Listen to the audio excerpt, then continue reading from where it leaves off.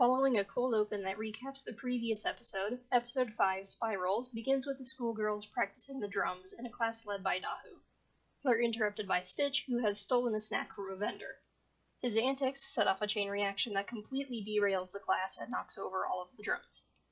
This guy, who I'm assuming is the school's headmaster, then arrives to see what the commotion is about. Who is responsible for this? He's my pet. He's a Mochadoka. They have lots of them in America. The headmaster believes that the drumming class may not be appropriate for the young girls. Not sure how he arrived at that conclusion due to a rogue pet, and exits the scene, leaving an upset pancake maker and group of schoolgirls. We switch focus to the Woolagongs, who are hell-bent on catching Stitch to utilize him in their war. They deploy a fleet of small ships to go to Earth and apprehend their target.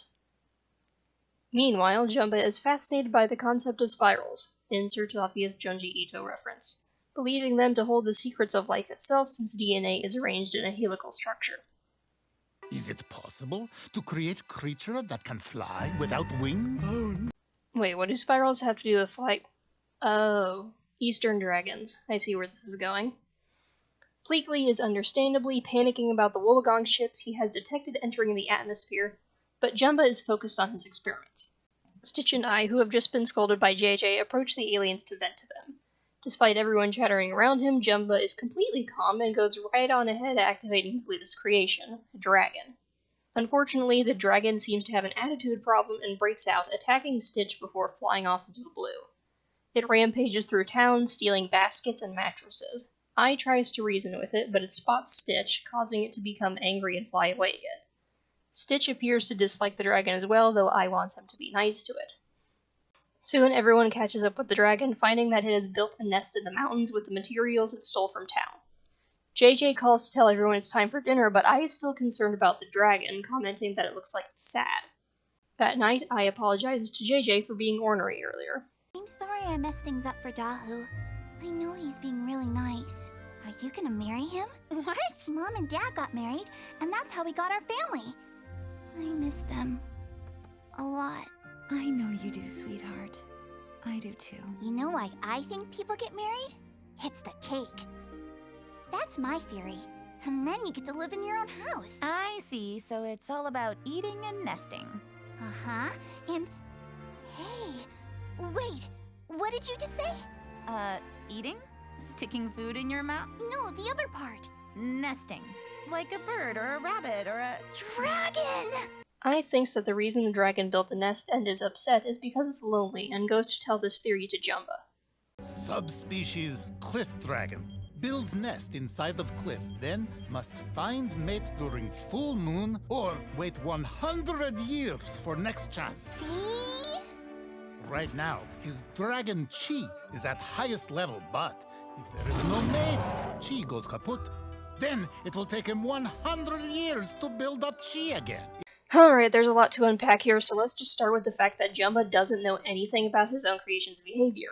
We know that his numbered experiments are programmed to behave in certain ways, so the dragon behaving in ways Jumba doesn't understand suggests that he made little to no effort to give it specific programming. Furthermore, the fact that its behavior seems to be entirely dictated by the information on the scroll indicates that Jumba pretty much just copied and pasted the writing on said scroll into wherever the proper behavioral programming should have been. In other words, he's just transferring the scroll's information verbatim into the dragon's mind without even reading it all first so he knows what to expect. That's extremely irresponsible and dangerous. Then there's the chi thing. As Stitch and Die continues, we'll hear chi being used as a flex seal for plot holes a lot. This is the first instance. To explain away the dragon needing to wait 100 years between mating periods, they just say it's because its chi needs to recharge. Whatever that means. In Chinese mythology, chi is life force, but in this show it means whatever they want it to mean based on what's convenient at the moment. If male creature appears during this time, the dragon will see him as rival and fight him to the death. That explains it. He doesn't hate you, Stitch. He just sees you as a rival. Footnote. If there is no mate, dragon turns into demon dragon. And let's just heap on more pointless lore, because why not? So anyway, Jumba gets to work creating the female dragon to get the male to calm down. Soon enough, the group is leading the new dragon through the mountains to meet the first dragon. The lonely beasts get together in the nest, and everything is peachy keen now, or so I believe as she falls asleep. When morning comes, the Woolagongs arrive with it, ready to take on Stitch. The male dragon fights back, but the female stays in the nest. Female dragon is worried about mate, yet she won't go to help him. But why? That's why!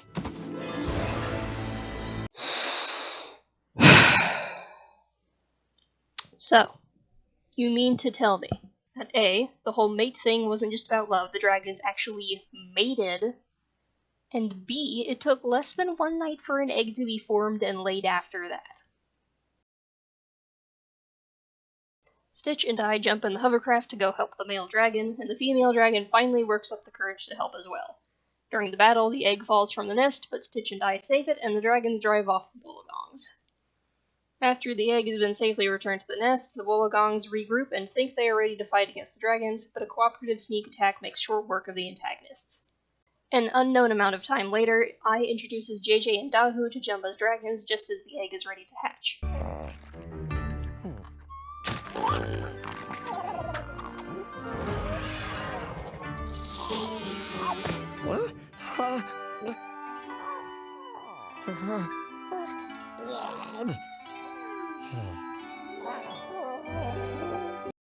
Okay, that's cute. So overall this was a mediocre episode. It wasn't particularly bad or good in my opinion. I think Jumba should have a better awareness of the information on the scrolls and therefore the behaviors of new creatures. Also, the baby dragon was cute, but the laying of the egg happened way too fast, and the experiment's copulating still doesn't sit right with me. So, But hey, when in doubt, explain it with chi, am I right? Ugh. But remember, don't harass anyone for liking the show, and as always, take my salt with a grain of salt.